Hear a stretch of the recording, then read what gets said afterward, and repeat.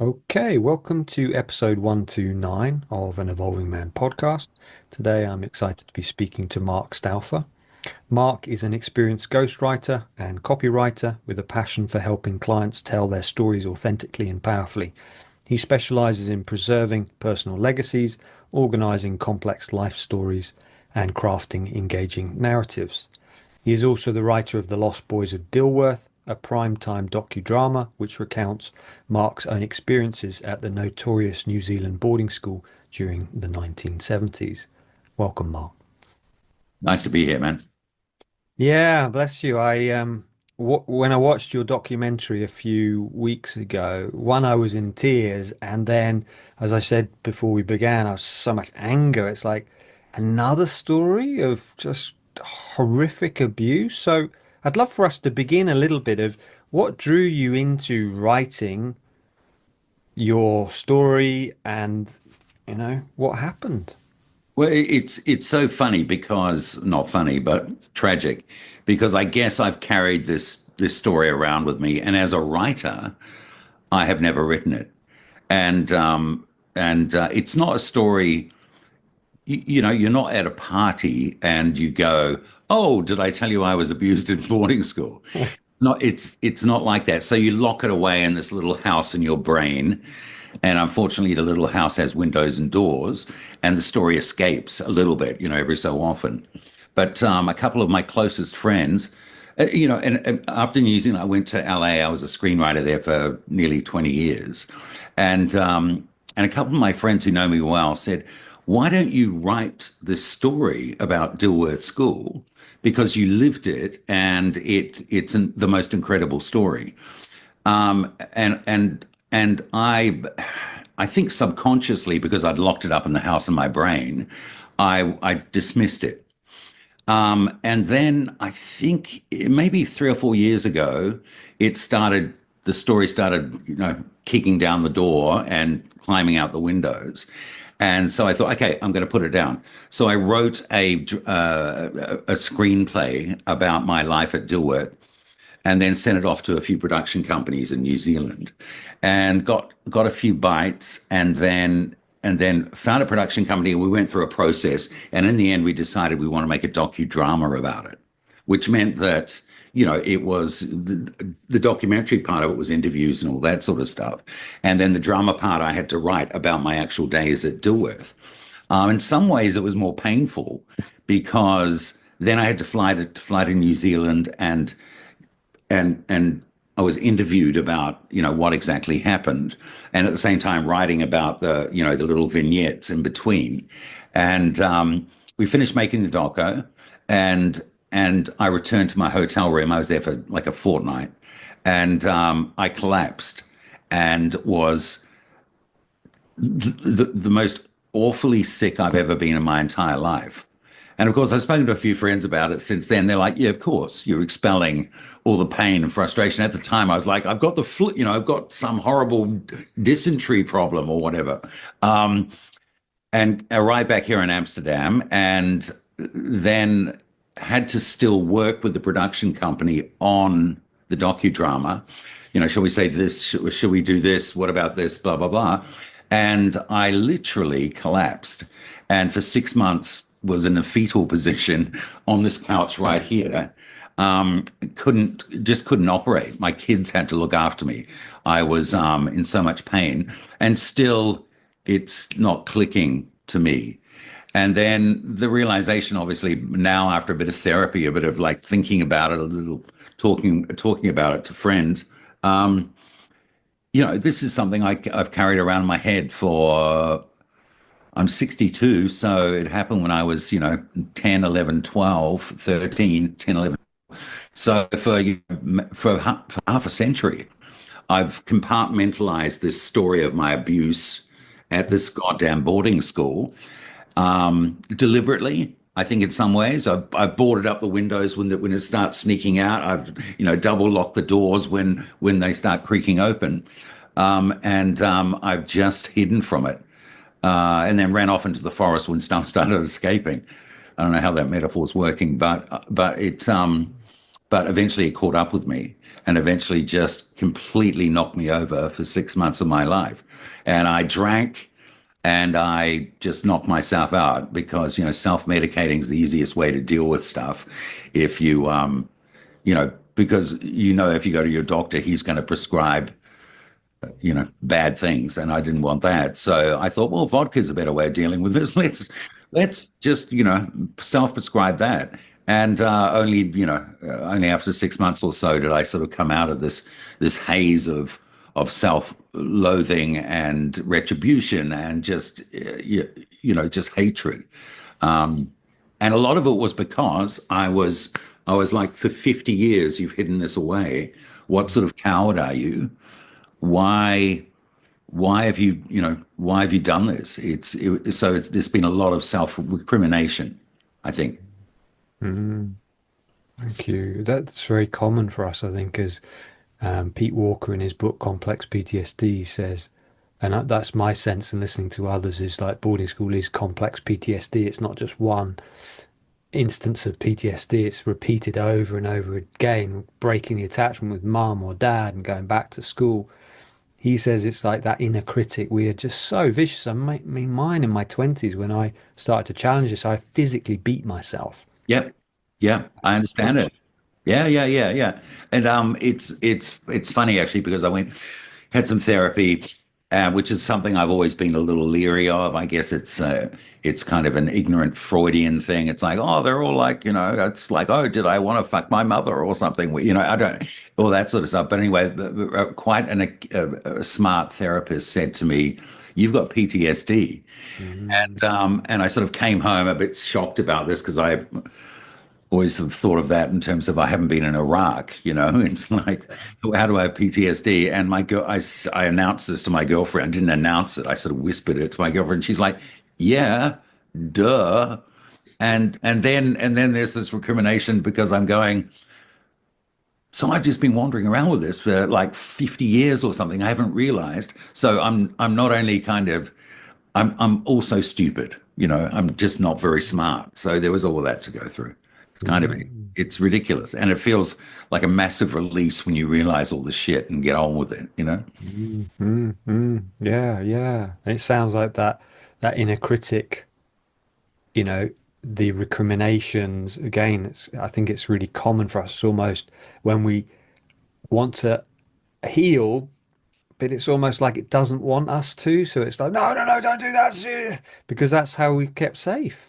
Yeah, yeah. It's almost like the dark and the light fighting in your brain or your soul or whatever it is, and but you come out at the end of it a completely different person, and with a realization that there are bad people and there are, and so I guess I've been traveling through life all this time after what happened to me at school, kind of viewing everybody in a very jaundiced fashion, knowing that, having trusted and liked certain people when I was at school, that they're actually fundamentally evil. Because the problem I have with abuse is this: it's like if I had some strange sexual peccadillo that didn't involve hurting somebody terminally, then that's okay. I don't care what anyone does, right?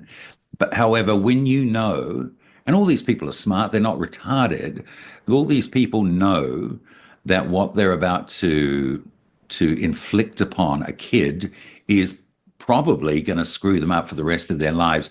They're so overpowered by this that they still go ahead and do it. And that to me kind of blows my mind. It's I can't imagine doing something like that to any other human being, right? I can't. Yeah. And Dino Nocivelli, the lawyer, child sexual abuse lawyer, he says it's rare that an abuser just abuses one child. Well, I think he said he's never met anyone who's only abused one child. They always go on to abuse Yeah, others. yeah, it's a disease, and I think especially at Dilworth, I mean, what's come to light is, there's been two inquiries, one major one into it, another one sort of peripheral, is that, more than 300 boys from the 1950, about 1950 on to, I was there in the early 70s until the 2000s, more than 300 boys were sexually abused And I mean, I can't remember. Nine of these guys have been jailed. Mm. And the worst thing for me, something I can't get out of my head, is that of the boys who are abused, 39 have committed suicide. So you got 39 suicides because of the actions of these guys. And in the back of their mind, somewhere, there must have been some little guy saying, you're screwing this kid's life up. Mm, mm, mm. Yeah, and it's interesting. I see so many similarities between my boarding school and yours. And Mm, it was interesting when someone told me about your show, mm. the documentary, and I looked it up and I had a conversation with someone from my school, and they said that the headmaster of Dilworth had come to my boarding school, talked to some of the teachers, and then some of the teachers from my school had gone to Dilworth I think it was in the 90s. Right. And We know who went. Yeah. yeah, and certainly six of my teachers have spent time in prison. I think there's possibly more who were caught later on in other schools, and I can't remember how many people have come forward. I think it's about 30 so far.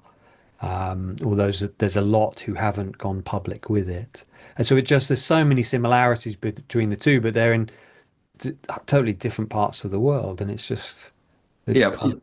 From what we can tell from, looking back on all this time, and even when I was at school, there were definite kind of little cliques of masters or tutors or whatever you want to call them who were involved in this. And in fact, some of the kids were handed around, and we found out this subsequently. And Yeah, it's not no mistake that that these two schools got together. They're organized, and I mean, it's despicable, but yeah, they were attracted to Dilworth for that reason. And then the headmaster, I don't know who the headmaster was, but I mean, I went to him on numerous occasions saying that, I was being abused by the chaplain, by the minister. And I was caned and I was put on. We had a thing at Dilworth called Coventry, which I don't know. Did you have that? I mean, it's an old English saying. When the king got pissed off with you, he'd send you to Coventry, so send you out to the countryside where no one knew who you were and whatever. At Dilworth, it was no one was allowed to speak to you. No one was allowed to acknowledge you, even in class. So in effect, for a kid, you're a ghost walking through the corridors for, it was usually only 24 hours. I was put on Coventry maybe 10 times for days. And so no one was allowed to speak to me, acknowledge me, ask me a question in class or whatever. And if they did, they were then put on Coventry as well. And that to me was the most painful of all because, caning's caning. It's over. Off you go. Even it doesn't matter how sadistic caning is, and it was pretty sadistic at Dilworth. Coventry was really painful. It's like hyper COVID. Well, yeah, it's like neglect on an extreme scale. I think You're these right. schools are neglect, full stop. But to ignore, you know, I think there's so many levels for me. One is there's lack of touch in these schools, appropriate touch, like hugs. Yeah, yeah, yeah.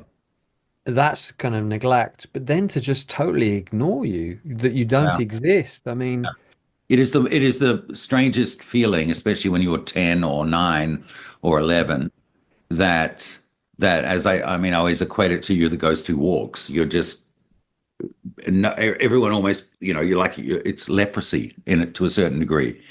And if there's any acknowledgement they're put on Coventry as well, it's terrifying. And I spent a lot of my time at that school on Coventry, also in a way to try and shut me up, right? Because I was trying to whistleblow, I was trying to alert everybody to what was going on, and so the way they sorted it out was they just shut me up. mm. So if we go back to the beginning, because I think one of the things I loved about the docudrama is you begin with your mum, saying, right, this wonderful opportunity to go off. And then what really touched me, because I've heard this many times, is she said, if you really hate it, I promise you can come home. Yeah. So, I mean, Dilworth's an interesting school actually, and set up probably in the best intentions, and set up in 1906, I think, in Auckland. And the guy who set it up, James Dilworth, was a multi-millionaire property developer, farmer, real estate owner in Auckland, and he died without having any kids. So his wife set up a school that was designed for kids who mostly didn't have dads. So were growing up in situations where there was in poverty, and with no male supervision. For me, my mother was a solo mum, and I was a bit of a. I mean, listen, there's no pretension here. I was not a very good kid, but but for her, it was the ability for her to be able to work full time, right? Instead of like looking after a 9-year-old or an 8-year-old, you couldn't just leave us alone. And so getting into the school where all your education, your board, food, uniforms, hockey sticks, whatever, were taken care of was a dream come true for her. And of course, I didn't want to do this. What child would? But for a mother or father, it's the most amazing opportunity ever, and that's what they prey on to a certain degree. So, as a kid, as a young boy, the one thing you the one thing that you really want is male companionship, right? You want an older male role model. That's just a natural thing, and so of course that's what they preyed upon, the masters and the tutors there, and that's why we come back again to the cluster of pedophiles, because they've got these kids who are dying for affection, who are dying for a male influence, and and so we're sitting ducks to a certain degree. Mm. That first night, again, I think in the drama you mentioned something along the lines that it was the most emotional experience you had, like being in that dormitory. Yeah. What happened for you to suddenly go, this is not a safe place? Yeah, a lot of things. Of course, coming from I lived in a state house and only hung out with two-bedroom house with my mother, tiny little bedroom, and then being thrust into a dormitory with, you know, 15 to 18 other boys, and like having to shower naked in front of all these other kids with the masters looking on, and then just being the strictness of it, going to bed now, this is the time, lights out, and then lying in this kind of in this huge dormitory with other kids crying and thrashing about, and then other kids yelling out shut up, and then other kids snoring, all that sort of stuff. It was just such an alien experience. And of course, this was I was terrified and kind of curious to a certain degree. I'd never experienced this before, but it was a realization that this life, you're going to be told when to breathe, when to eat, when to sleep, when to get out of bed. And the masters were always there. And it was that big brother feeling to a certain degree, I think, that there was no escape. There weren't bars on the windows or anything, but this was life. You couldn't get up and go to the toilet in the middle of the night. They'd prefer you wet your bed so then you could be humiliated the next day, right? There was stuff like that. And I think that the realization happened for me that night, that first night when I was lying there in the darkness, listening to all these sounds, and the masters coming and going and just, saying shut up or go to sleep or whatever it was, that that I was completely powerless, and I had no option, and it wasn't going to get any better than this. Mm. Mm. Wow. I think in the series in the docudrama you mentioned about dorm raids as well, about these Yeah, yeah. boys coming in and It was, going. yeah. I mean, it was, and I think always bring up this kind of cliche of Lord of the Flies, Mm. but the tutors would come and go during the night, and then they'd be in bed themselves by 1 a.m. or 12. And I don't know what time. But then there was the bullying factor, right? Mhm. So there was a lawlessness about the law. And the law said that there can be lawlessness when there's no adult around, and whatever you want to happen happens. And so there was bullying at night. So there'd be raids on beds where you'd be beaten and kicked and thumped, and then the kids would run off into the night. And so the bullying factor was the next kind of, it was the icing on the cake of humiliation and fear and pain to a certain degree, because you didn't have just one enemy. Your enemy was in the jungle with you and you couldn't see them. They were camouflaged. And so, I mean, you soon learned who the bullies were, but there was this second tier of rule. So, of course, the masters and the tutors, who carried the canes and had the authority, but below them were the bullies, and that was more painful in a way because it was hard to understand how there wasn't more of a kind of a there wasn't more of a we weren't the allies against what was happening above us. There were these other kind of you know people involved that were on their side, and it was a humiliation ritual, not every night, but most nights. Mhm. And the teachers did nothing No, to. that's the other thing. You couldn't report it. If you did, you were labeled worse, and worse would happen, and a blind eye would be turned. It was not. There was no ability to. Yeah, there was no way you could report anything. Yeah. George Orwell talks about that, and I had a similar thing in my school, is that the unwritten rule is that you do not grass, No, like no, we called it pimping for some reason, and I learned what pimp meant later on in life. I couldn't quite work out what it was, but if you pimped, you were dead. And Mm, as I said, so the bullies ruled the roost.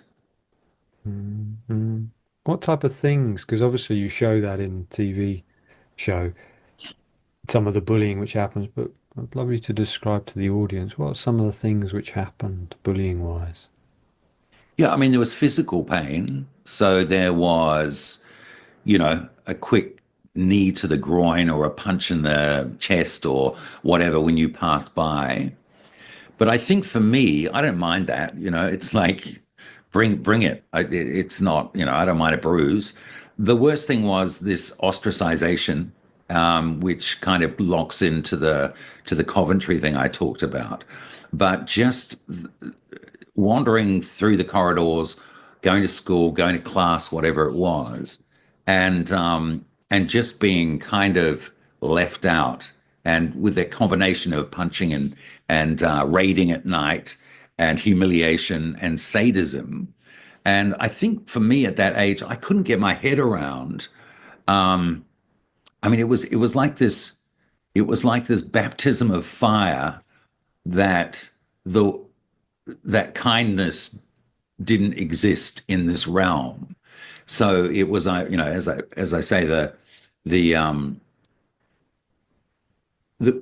the bullying I found from fellow kid, older, bigger, stronger, was I found really hard to get my head around. And it took me kind of a year or so to go, oh, I get it. They're just assholes. And then it's like, well, whatever. Then I got to the stage where I really could give a shit. But up until that point, the most painful thing for me was the fact that this kid I didn't know for some reason hated me, and I couldn't work it out. And I remember asking it as I was being held up against the wall or beaten in bed, why are you doing this? And it's just the response is laughter or whatever. And that to me was the hardest thing, the the mental anguish of the situation, rather than, it's hard to explain, rather than the physicality. I didn't mind being caned, well, I did, but being caned or slapped or kicked or thumped. But it was this whole rethinking of the order of life and of human beings was the most difficult thing for me. Mm. Yeah, it's really interesting. It's like the physical and the mental. It's like, Yeah, how do we survive this? yeah, yeah. No, you're exactly right. And it's Yeah. yeah, Yeah, I mean, the bullying, I think when I kind of reflect on my time, I worked out very quickly that I couldn't trust people. So my defense mechanism was just not to talk and give off that passive aggressive that if you come near me, then I'll hit you. I never did. Well, I did actually hit some people, but not publicly. right, But I kind of got that reputation. I found that helped to keep people away. That it was almost again the mental, but that kind of that fear. But I worked out very soon, a quick. It's like, oh, I can't trust anyone here, so I'm not going to have friends. right. Just going to stay away, keep an eye out, Yeah. and people And worked then out. that adds to it, right? Because you're the loner, it's that kid on his own, and you're on your own because you're surrounded by assholes who Yeah. are and trying to achieve the same thing in a way. They want the approbation and the love of the bullies who are adults, and so you get cast out. You're the leper, and then after a while, there's a comfort zone there, and it's you'd rather have that you know than be involved in any of this other kind of evil shit that's going on, frankly.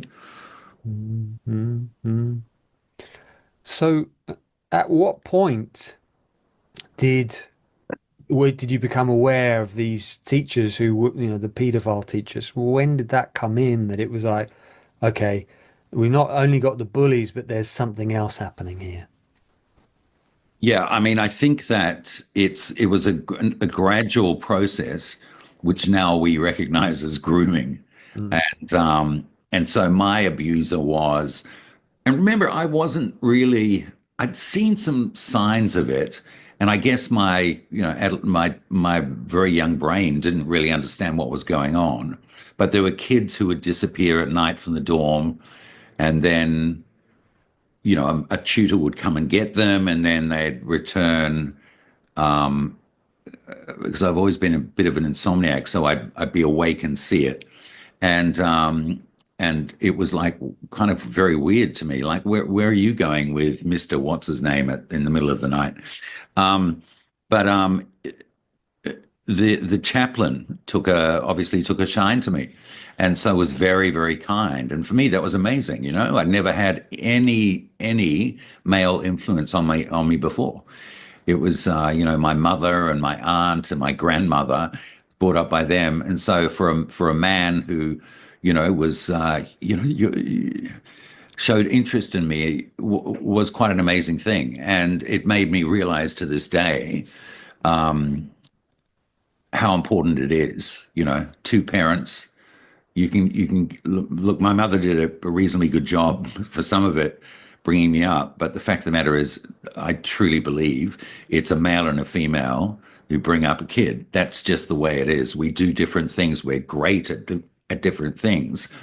But I mean, that was my realization that I had a craving for, a bloke to kind of exert some influence on me, teach me, throw a ball with me. God, just teach me about books, communicate with me, give me a hug every so often, and that's the realization, obviously, later that all those guys there knew that, they were there and they provided all that succor so that they could groom. They weren't being paternal. They were grooming. And of course, you don't know any of this at the time. And so the guy who groomed me was the chaplain, and showed me a lot of attention, and then just it's quickly slid into sex, and so and even at the time, I wasn't really my I couldn't quite comprehend what was going on. It's like, is this what happens? Is this the next step of a relationship a fatherly relationship? But I kind of started realizing that it couldn't be because it was it was, I really hated it. And he was forcing himself upon me. And so I went to the headmaster and reported it and was literally put on Coventry for a week and caned and told to shut the fuck up and to never say anything about this to anyone again. And so the headmaster then, I mean, it's so bizarre thinking back on it, right? But the headmaster then put me he decided that I needed a sponsor. I needed someone who's going to look after me and guide me in my journey through the school. And of course, that sponsor, the guy who was going to guide me, the paternal figure was the chaplain. And so threw me back to him. And this guy was getting more violent, more needy, more yeah, I mean it's stuff that I sort of still lock away in that house and put bolts on the doors, the physicality of it. But I but but then again I complained, and then again the same thing happened. And then my only recourse was to get expelled, Mm. because I realized that the only way I'm going to get out of here, it was hell and I wasn't going to escape.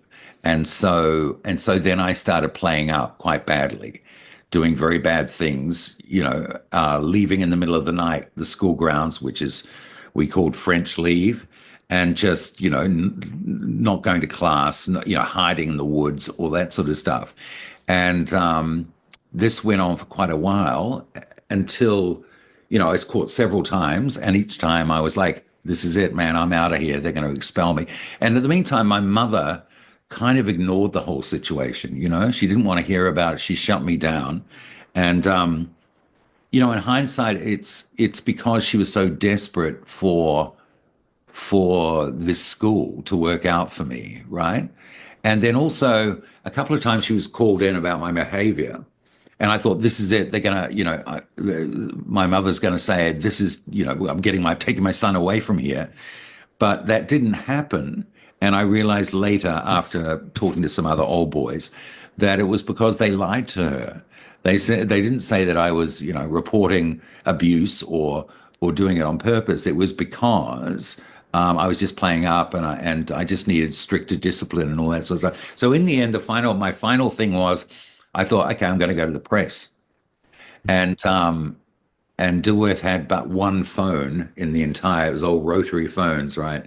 You remember them, I Baker's do. iPhones, yeah. One phone in this courtyard area where we lined up to go in for dinner, in for meals. And so first of all, I had to get I decided the newspaper I was going to call, which was the Sunday News, which was kind of a kind of a rag, but I thought I'm going to get a response from them. But I had to get their number, right? This is the days of phone books. There were no Right. phone books in Dilworth.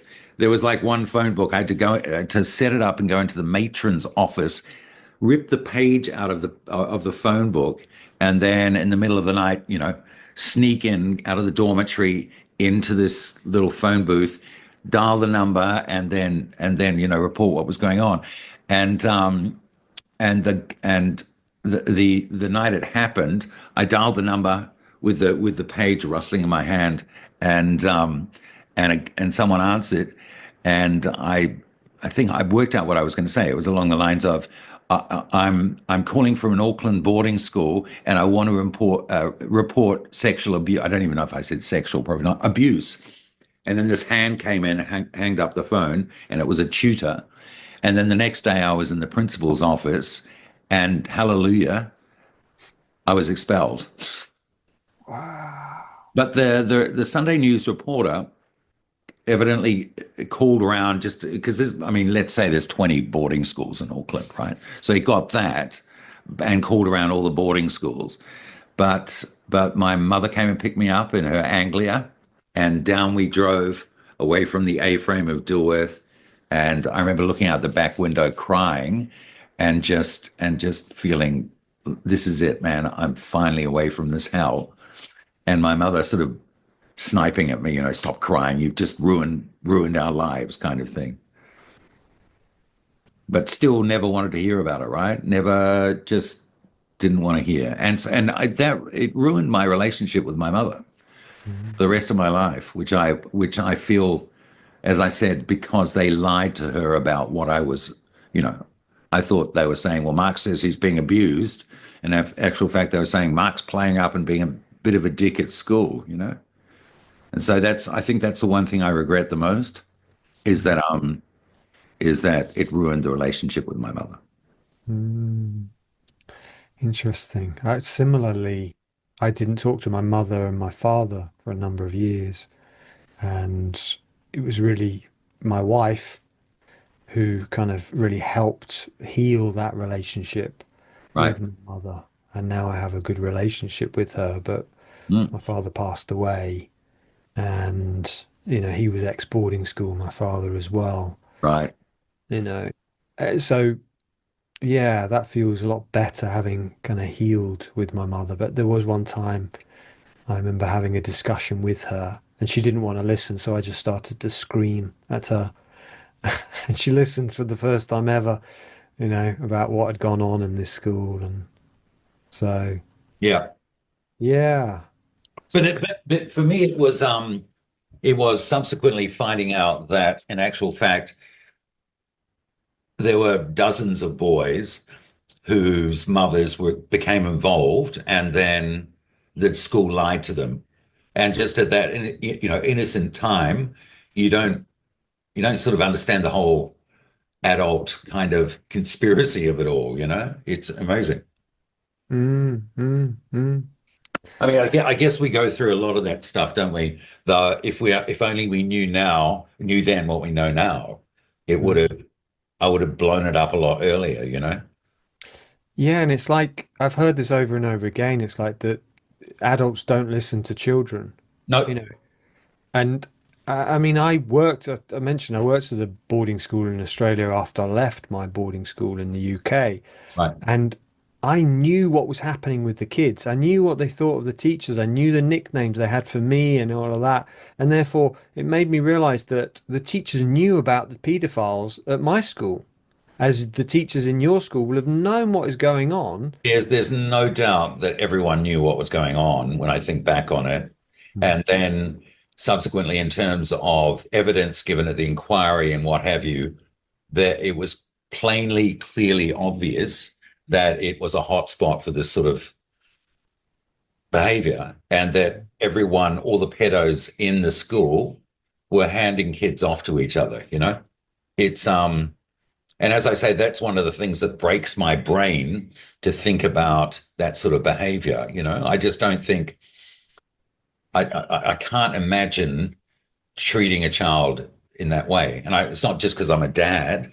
I couldn't having doing something that impacts another human being to that extent is I mean it's worse than torture, right? Mm, mm, mm. Yeah, But yeah. mm, And it lives with you for the rest of your life. Oh, unless, obviously you mentioned those 39 people who committed suicide. So, right. at what point did it start to come to the surface, Mark, that it was like, right, was it enough people who kind of came forth and then the inquiry Right. was started? What was that process? When was that? Well, it's interesting. It's I mean I left New Zealand at the age of 25, and I've Mm, lived in the States and London, and now I'm in Amsterdam. But that was part of the compartmentalizing of my brain to a certain degree, and I really believe that now looking back. I had to get out of that goddamn place, right?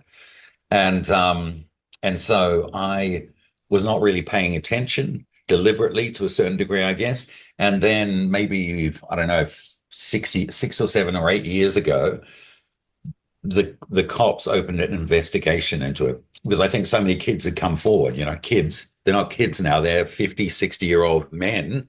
mm, And as I said, 300 victims. And we know, you and I especially know, that 300 is probably twice that, right? And they just haven't come forward, right? My understanding now is it's Alex Renton says it's 1 in 9 who come forward. Right. That's horrifying. That's horrifying. It's absolutely horrible. And I've heard from my school when they put out that the school had come forward, a statement of acknowledgement. One of the guys who was leading it, he got 1,000 emails, 1,000 emails from Right. people about Yeah. abuse. It's funny you say that because that well, I'll talk about that in a minute. But I think that the cops just were getting so many reports that they opened an inquiry into it, and that's when it started. And that's when these, they started arresting old tutors. And these guys are now in their not well, they were in their 80s, you know. Mm. So a couple of them died, and then it all started coming out in the inquiry and whatnot. The the thing that and just harking back to what you said a couple of minute ago, um, the thing that really impacts me is that I also think back on my life, and probably because I'm inquisitive and curious, and the all the women I've been out with, eventually we get to speak intimately, and I haven't told them very much about what happened to me, but I don't know, maybe 80, 90% of those women have been told me that they've been abused in some way. And so at some stage, it all clicked in after I went back and after I started, reliving it all, that we have a planet with maybe 80% wandering around living abuse that they've never spoken about. And it just really makes me think, well, this is why everything's so fucked up in society, right? You've got these people, everybody bearing this cross of abuse, and it's a horrifying thing to think about. If you're living with that every day and you can't talk about it and you kept it secret, and even if it's subconscious. Yeah. Yeah, I've heard that. I think it might be again Alex Renton saying that whereas physical violence was easier to tell other people, sexual abuse, because of that shame involved, a lot of people just didn't speak up about it. Yeah, And yeah, it's often in that, Judith Herman, psychiatrist who wrote Trauma and Recovery, says it's often the third or fourth decade. It's almost like we've pushed it down, we've yeah, dissociated, pushed it yeah, down. I often have clients come to me, been very powerful, they've done really well, 20s yeah, and 30s, and then they get to a point they can't do it anymore. yeah, yeah. Squash, associated, it doesn't work. They've got to find an authentic way rather than this false dissociated self. So, Right. But if you think about, everyone in power has been through that. mm, There's a psychopathic edge to humankind, right? If we're treating mm, and we're just talking about the people who are victims rather than then all the people who've carried this out. It's kind of terrifying when you think about it. The percentage of humankind who've suffered or abused. It kind of answers a lot of questions about why everything's so fucked up in this world. yeah. And I get a sense, that's my feeling, is it's really changing. I feel that there's a great book by a Dutch man called Rutger Bregman called Humankind. I recommend reading it. Mm, And it's all about how we get the perception it's a really bad place. And he actually is saying that actually humanity is a very good place. It's very kind and loving. It's just that we are taught this through the media. A lot of the media are ex-boarders or, got some form of trauma. And he puts a lot of science into it. It's just fascinating, very heartwarming right. book and a lot of hope, really. Mm. So what happened with Dilworth then? So the inquiry, you had two inquiries. Did that suddenly change everything? You would have thought the school would have to close down with Yeah, 300 I mean, people. that's what I would have hoped, that it would be closed down and turned into a like an Auschwitz of abuse. So you go and as a museum and looked at it, but no, it's still operating, and it had an inquiry, and they made recommendations, and the promise is there that of course we've changed and there's safety now and all that sort of stuff, but there's no guarantee of that whatsoever.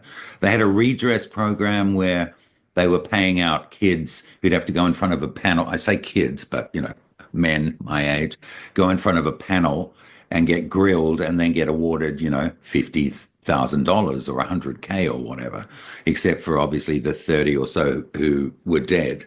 And I didn't take part in that. We're suing them separately.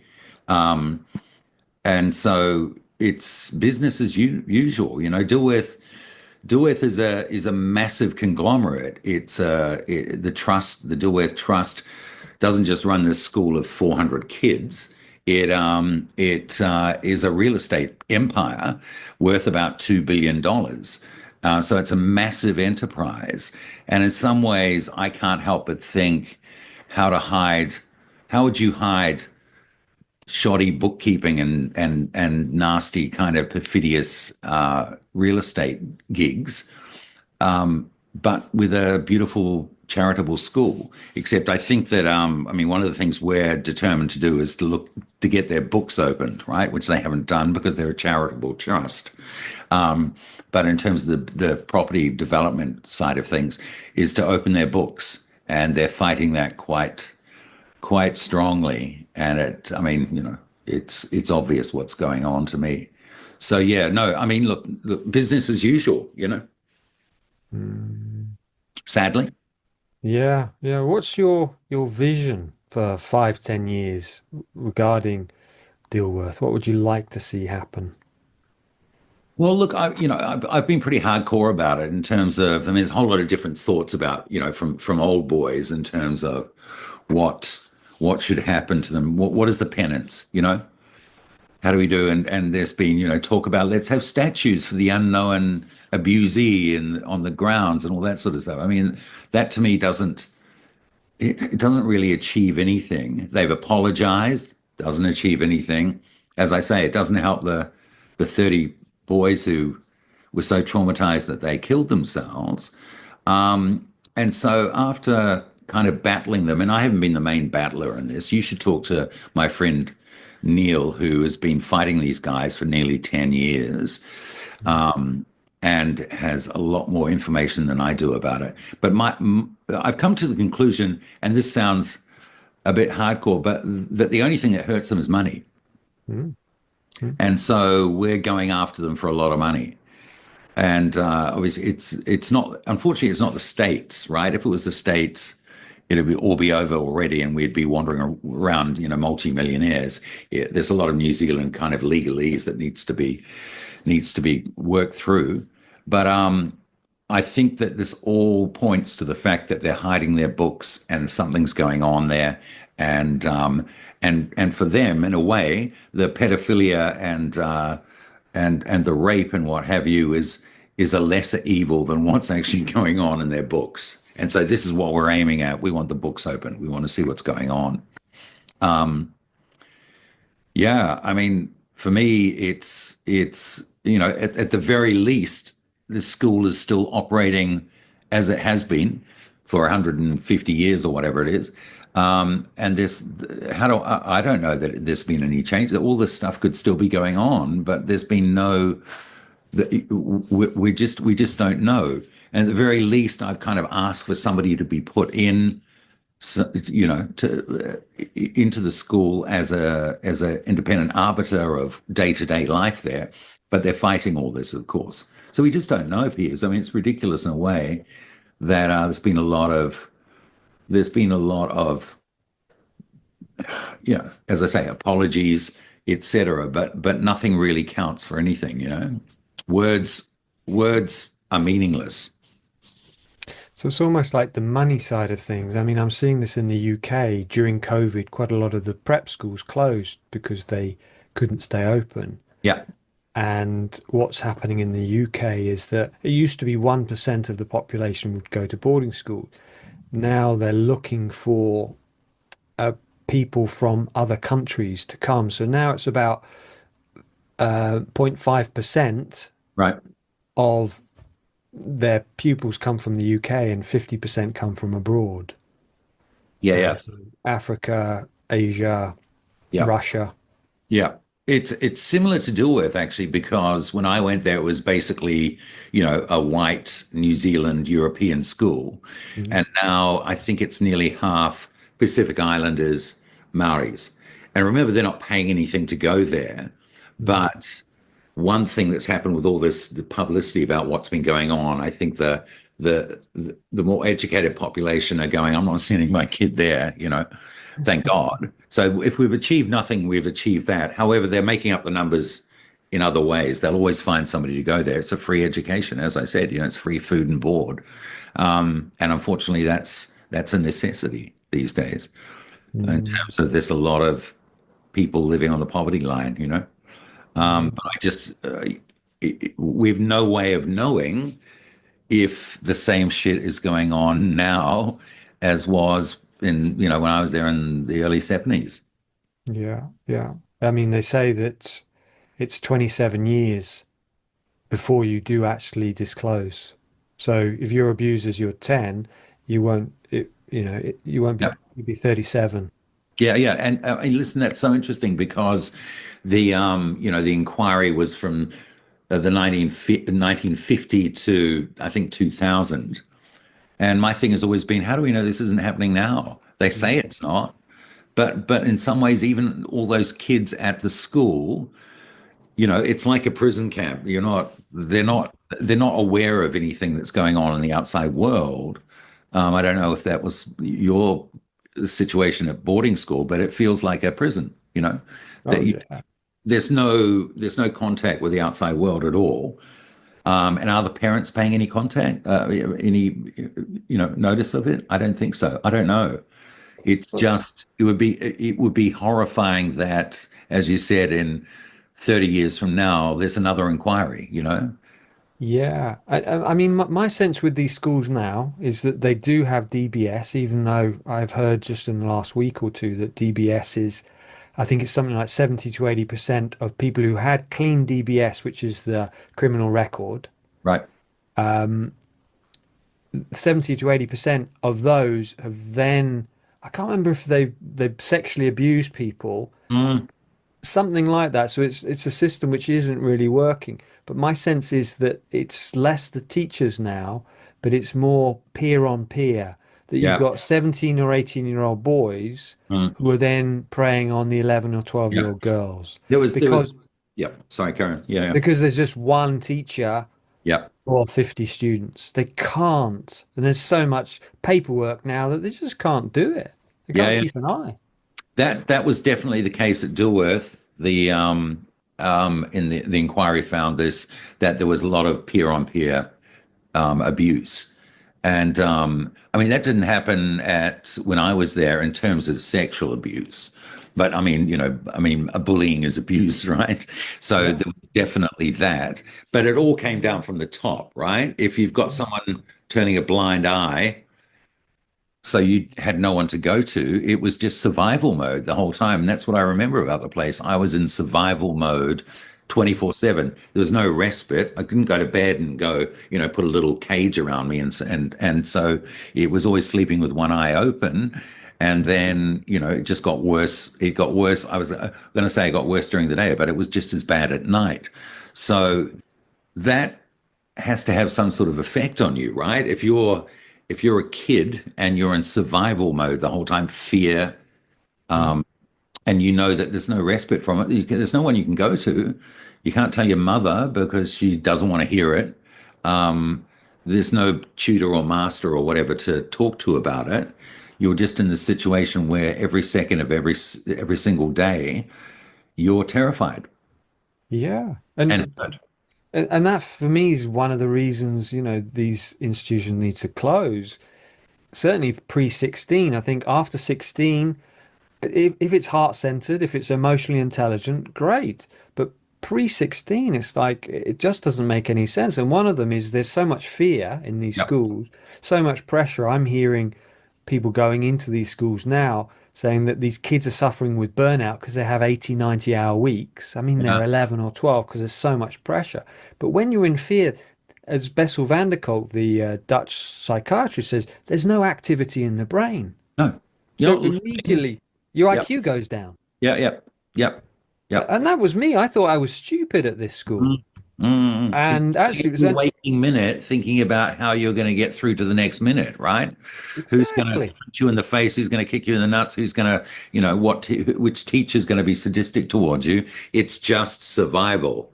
Yeah. And on Maslow's hierarchy of need, that's the bottom level. Yeah, You don't yeah. think about, cognitive ability. So I mean, I have so many kind of reasoning why I feel certainly my vision is 10 years is they will all close under 16.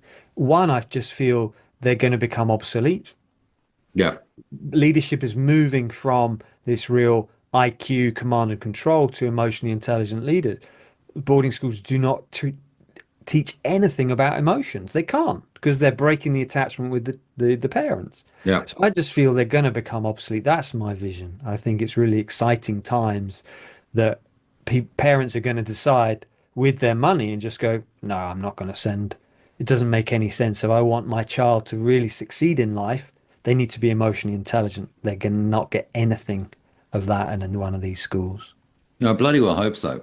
I mean, something has to happen. I think you're right. Just it's close them down and start again. And I mean, that's ultimately what I'd like to see with do it. Just close the fucking place down, open it up as a museum of abuse, and people can tour through and read the names on the wall. 300 kids who are, the 30 kids who committed suicide and whatnot.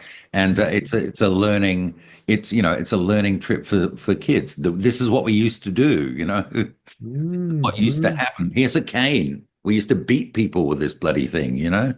Um, Ultimately, this we've got to burn it all down. Yeah, and I sense it's changing now, and I really it's exciting times. There's a lot of movement in the UK. You know, Yep. we still don't have mandatory reporting in the UK, Mm, meaning, if you're sexually abused and you know that it's happening, nothing happens to you right. if you don't report it. Whereas in most countries, developed countries, Mm, that is the case. mm, But also, yeah, closing these schools out, it's exciting. Certainly in the UK, we're starting to do a research project looking at the impact of these schools, and yeah, I next couple of years is really exciting. So, thank you for your courage in putting this message out there, because certainly I was really touched by the Lost Boys of Dilworth. It was a very harrowing watch, mm, but also very heart opening. I was in tears quite a few times. Of like, mm. can resonate with that when French leave, running away, and yeah. Yeah. Yeah. Well, I mean, I think that there is this what I've noticed in terms of being in contact with all the other old boys who have been through what I've been through. There's a definite camaraderie and there's a definite sense of humor as well with it.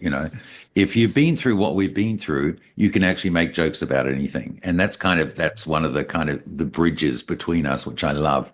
Um, and so we have that bond. Very, very a unique sense of humor that only us share because we can joke about anything because we've been through the worst and just this experience that we've all been through. And I think Mm. it's important we share the stories. I definitely, I'm hearing this over and over again. It's like that's how we heal, by sharing the stories now. And what we were taught at these schools was not to speak up, and now it's like no. Yeah. And I love that more and more people are writing biographies, are speaking up, and it's time for change, and I really feel that's happening. So, Yeah. And I would encourage people to write about their experiences. I mm, mean, as a ghostwriter, I help people write about their experiences. But for me, it started because of I wrote about it, and now I feel whole. And up until now, I realized that I was wandering around with half a life. And when you write about it, when you get into it, it's painful, and you'll lie in a fetal position on the couch for about a few months, but at the end of it you'll get up and you'll wander around. You won't be a baby anymore, and it's a really powerful thing to write your story down. thank you. Any last words before we complete, Mark? No, all I would say is I think that a lot of people talk about courage and bravery for coming forward and telling your story. It at the time you don't even think about that. And I got sort of sick of people patting me on the back and saying, "Oh, you're so brave coming forward." It wasn't bravery. There's just becomes this moment where you can't shut up anymore. You've got to tell it, and you don't think you're brave, and you don't know what's going to happen after you do it. And actually, just be prepared. It's painful because uh, articulating what happened to you even all these years later, decades later, is a really painful experience. And so prepare yourself for that. Just surround yourself in good people, those who know, and allow them to look after you a little bit, you know? It's a Mm, that part of it's a nasty journey. That's the worst part of the journey is the telling of it later, I think. It's even worse than the than what happened to you. yeah, yeah, yeah. Thank you. Yeah, telling our story. Oh, bless you. And thank you for yeah, your I won't say courage, but I've really enjoyed our conversation. And bless you for yeah coming to speak today. Thank you, Mark. Thanks, Piers. Keep doing what you're doing, mate. It's really important. Thank you. Bless you. Take care.